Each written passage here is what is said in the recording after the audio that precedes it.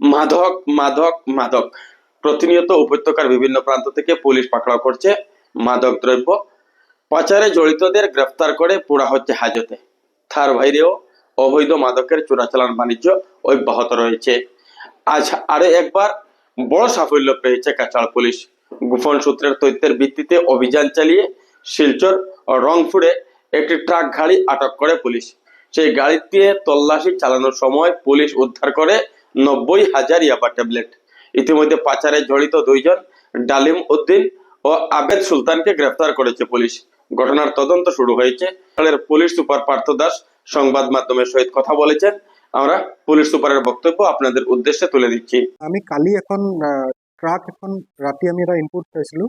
ট্ৰাকৰ নাম্বাৰ হ'ল AS01FC0018। এই ট্ৰাকখনত আমি ইনপুট পাইছিলোঁ যে মিজোৰাম চাম্পাইৰ পৰা নাৰ্কটিক কণ্ট্ৰাবেণ্ড অহা বুলি আমি খবৰ পাইছিলোঁ। সেইমতে আমাৰ ডিষ্ট্ৰিক্টত বিভিন্ন জেগাত আমি নাকা পইণ্ট ছেট কৰিছিলোঁ।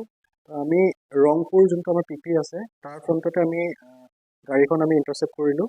ইণ্টাৰচেপ্ট কৰাৰ পিছত আমি ট্ৰাকৰ ভিতৰ চাইডে আমি দেখিলোঁ যে চিক্ৰেট চেম্বাৰ আছে।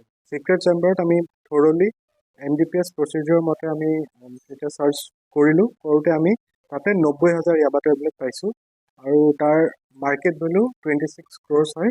আৰু তাৰ লগতে আমি দুজনক আটক কৰিছোঁ, ডালিমুদ্দিন লস্কৰ আৰু আবিদ চুলতান বৰভূঞা। এই দুজন ধলাইৰ বাসিন্দা হয় আৰু তেওঁলোকে যোনটো কণ্ট্ৰাবেণ্ড আছিলে এইটো গুৱাহাটী চাইডে লৈ যোৱা উদ্দেশ্য আছিল।